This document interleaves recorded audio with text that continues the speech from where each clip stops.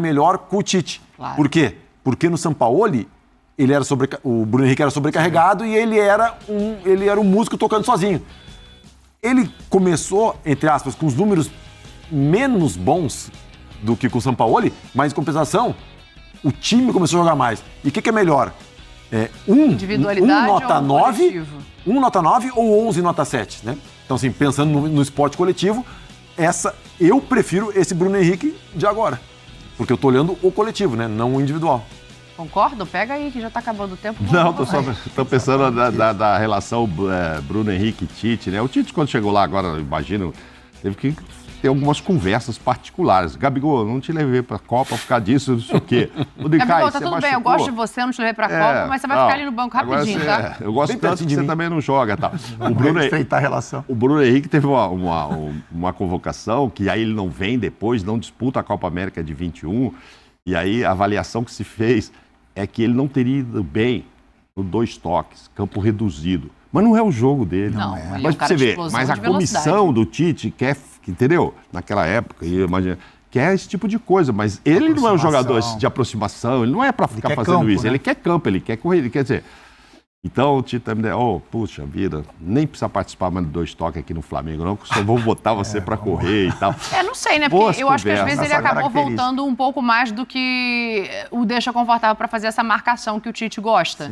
E o outro aí faz, tem né? a questão física, o Cebolinha faz, e faz melhor do que ele. Mas assim, na direita tem o Luiz Araújo, que também faz isso melhor do que ele. Só que ele tem qualidades que nenhum dos dois tem. Então, Defensivas. o que pega, né, capitão? Então, Dani, eu acho assim, o Tite vai trabalhar esse time para 2024 e tem algumas questões a serem resolvidas, né? Se você precisa na beirada de 2 jogadores que ataquem e também ajudem na marcação, talvez o Luiz Araújo e o Cebolinha tenham mais características. Se você precisa de um cara de velocidade e que se aproxime do Pedro, por exemplo, que é o centroavante, e isso o Bruno Henrique faz muito bem. Sim. Então, ele é um cara que tem velocidade, mas quando necessário ele encostar ali no segundo atacante, um cruzamento na área, né? E a gente sabe que o Bruno Henrique tem o cabeceio é um ponto forte dele também. Então, são jogadores de características, parece que são as mesmas características, mas não são. Né? São jogadores de velocidade, principalmente Cebolinha e Bruno Henrique, jogadores que gostam de campo, mas o Cebolinha faz essa recomposição com um pouco mais de facilidade e com o Bruno Henrique você ganha esse segundo atacante. Então, trabalho pro Tite, Bom ganha pro muito Tite, bem. né? Exatamente. Bom pro Tite, tem um bom salário, tem um bom elenco. Opção, se o adversário requer um cara que precisa voltar para marcar... Se os dois fossem iguais, era...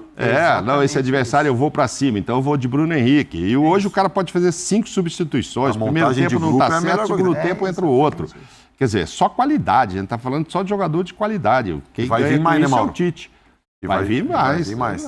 Pro Flamengo? Ah, certeza, né? Certeza. Tem muito dinheiro pra gastar o Tite aí. pegou esse fim de ano, fez a leitura e agora com certeza. E o Flamengo trouxe o Tite justamente para isso, né? Para fazer esse mapeamento, assim, que é um cara de peso e que pode fazer as escolhas. E a diferença do que a gente falava do Corinthians, para ser rápido, é o seguinte: Não, vai sair o Felipe Luiz, vai sair o Rodrigo Caio, você está baixando a sua folha. Com esse dinheiro você contrata o De La Cruz, eu não sei quem, e você, no caso do Flamengo, tem dinheiro para comprar esse cara que você vai usar o dinheiro dos que estão saindo para pagar o salário. Diferente do Corinthians, que vai baixar a folha, eu pego esse dinheiro, eu consigo pagar salário. Mas eu tenho que comprar esse cara. E aí? Vou no banco, muito diferente. E o Flamengo, a gente sabe, deve ter reservado uma grana muito boa para contratar e vai vender jogador também, vai fazer dinheiro, enfim. Eu acho que só os contratos que não estão sendo renovados, né? Financeiramente, no Brasil, não tem como competir com o Flamengo. Aí vai dizer, então eu falei, não, mas o futebol não é só dinheiro. Não, claro. É processo, é organização, é montagem de time, tem outra. Esses times vão ter que investir, vão ter que ser bons em outros aspectos para conseguir competir com o Flamengo. Porque a diferença é substancialmente, já me falaram, por ano, 300 milhões. Então. Num mandato, num presidente, 300 milhões vezes 3, dá R$1 bilhão quase. É muito grana. Muito dinheiro.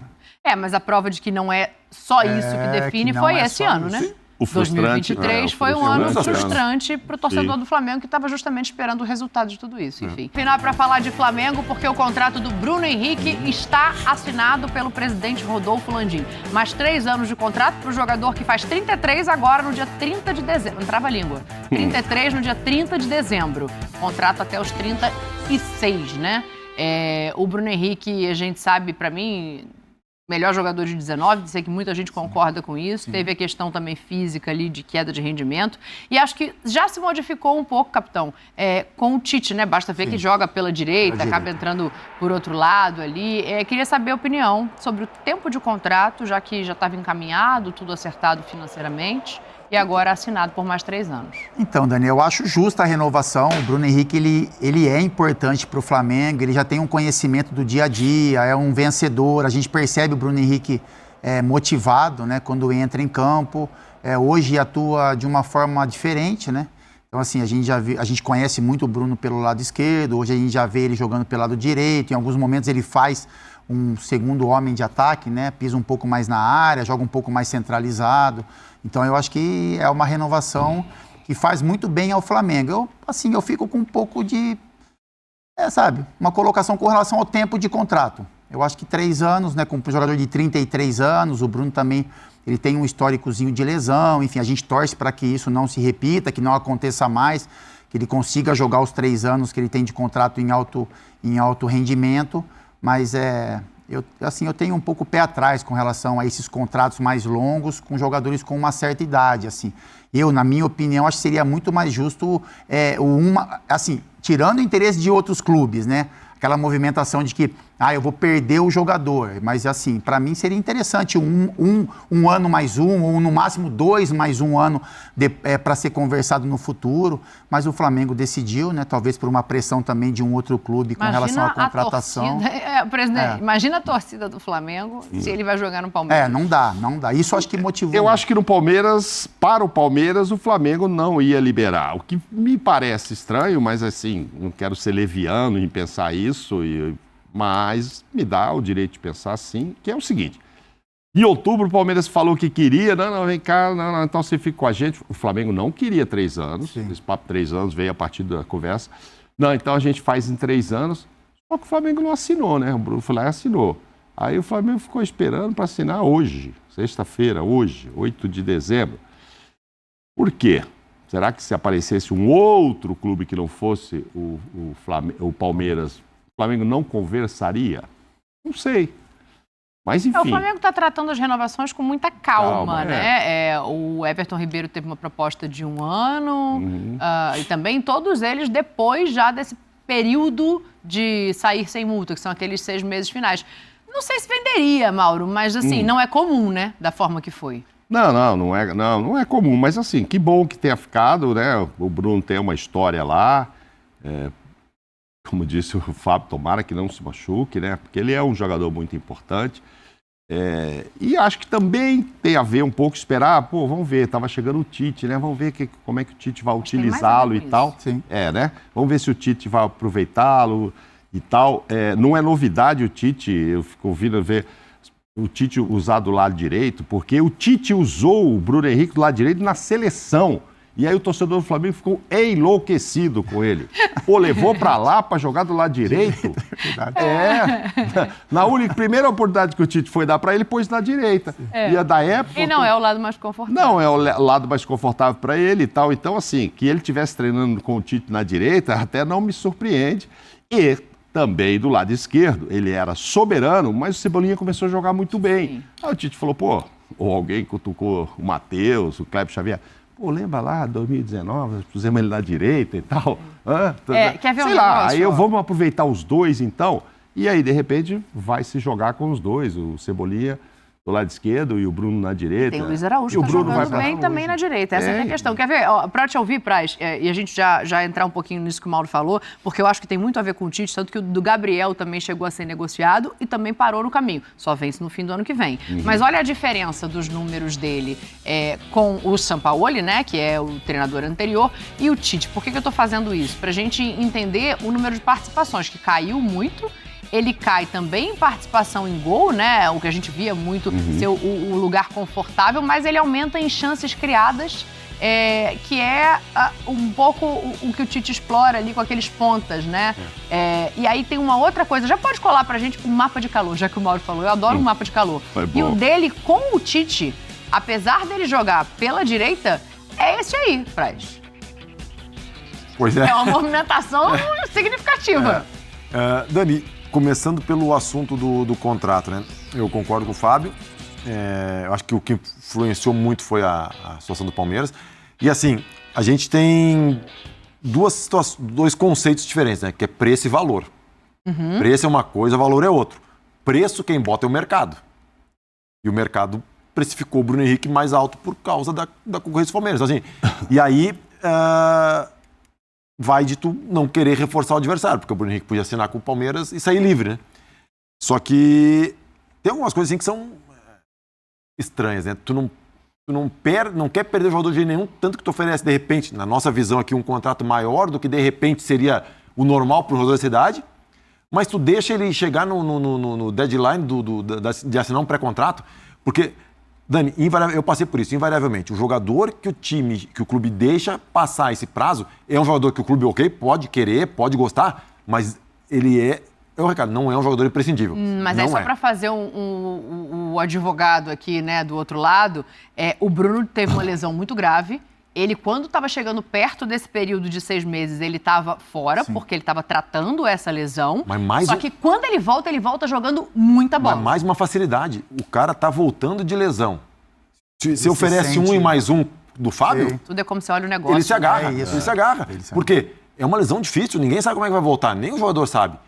Saudações rubro-negras, sejam todos bem-vindos e muito bem-vindas aqui no meu e no seu canal Mengão News Oficial. Pessoal, vamos para as notícias do Flamengo de hoje, notícias do Flamengo, né? E também as notícias atualizadas aí do Flamengo. Passando aqui para informar, pessoal, Rodolfo Landim revelou a busca do Flamengo por atacante colombiano. É isso mesmo, rapaziada. Parece um sonho distante, mas o Rodolfo Landim, presidente do Flamengo, revelou detalhes da busca pelo atacante Luiz Dias. Atualmente no Liverpool, o jogador despertou o interesse da equipe do Flamengo em 2019. Mas só na última segunda-feira, dia 4, o dirigente do Flamengo abriu o jogo sobre essa negociação. Em um áudio que a coluna do Fla teve acesso da reunião do grupo de sócios, o rubro-negro, né, Landim, explicou o motivo de não ter conseguido a contratação do atacante colombiano Luiz Dias. De acordo com a explicação, o limite, né, orçamentário foi o maior, né, impeditivo, né? Então, a questão aí, né, de pagamentos, orçamentos de salário foi o que mais motivou, né, e impediu que o Flamengo contratasse esse atacante Luiz Dias, né? Eu quero perguntar logo para vocês aí, meus amigos e minhas amigas que estão aí do outro lado. Essa contratação do Luiz Dias, você aprovaria na equipe do Flamengo? Se você tivesse esse poder, se você fosse dirigente do Flamengo, vocês contrataria Luiz Dias? Comente aqui que eu quero saber a sua opinião. Deixa aí uma opinião, né, sobre essa contratação, né? O Flamengo que tentou a contratação dele em 2019 e agora, né, em 2024 vai tentar também a contratação dele, né? O interesse do Flamengo em Luiz Dias foi em 2019, logo após a chegada de Jorge Jesus, o colombiano do time, o comando do time, né? Como não fechou com o Flamengo, o Júnior de Barranquilla vendeu o atacante que na época tinha 22 anos, ao Porto por 7,2 milhões de euros, cerca de 38 milhões de reais, né? Então não era algo impossível para o Flamengo na época, eu acho, né? 7,2 milhões, 38 milhões de reais o Flamengo conseguiria pagar sim, já que o Flamengo paga 16 milhões, né, de euros aí por outros jogadores. A proposta do Flamengo para contratar Luiz Dias, no entanto, era de aproximadamente 4,3 milhões de reais, de euros, né? Cerca de 23 milhões de reais. Depois de 2 anos e meio, o time português, o atacante foi vendido ao Liverpool por 47 milhões de euros, cerca de 249 milhões de reais, né? Olha só quanto Luiz Dias rendeu aos cofres aí do Porto, né? Que fez essa venda de 47 milhões de euros, beleza? Então, rapaziada, já comente aqui a sua opinião sobre essa contratação. Vocês gostariam de ver, né, o colombiano Luiz Dias vestindo a camisa do Flamengo? Tem que ver, né, se ele ia chegar para ser um centroavante ou se ele ia chegar para ser aquele jogador de beirada de campos, né? Porque se for, acho que não ia influenciar tanto, já que o Flamengo tem Everton Cebolinha, que está em alta, tem o Luiz Araújo, tem também o Bruno Henrique, né? Então, acho mais que o Flamengo teria que focar num centroavante para disputar com o Pedro, Gabigol ali, né? Já que a última temporada dos dois jogadores não foi tão regular, né? O Pedro fez os gols ali no final da temporada, mas não foi aquele centroavante mesmo decisivo, beleza? Então, eu quero saber a sua opinião. Vocês contrataria Luiz Dias para jogar aberto ou contrataria Luiz Dias para ser um centroavante do Flamengo? Comente aqui, deixa a sua opinião, essa aqui é a nossa informação do dia, né? A primeira informação, logo mais voltarei, espero que vocês fiquem aí atenados, né? Ative o sininho de notificações, se inscreva também no nosso canal para você receber notícias do Flamengo de hoje e também notícias do Flamengo atualizadas, combinado? Então, pessoal, em breve voltarei com mais informações do mais querido aí, Rubro Negro.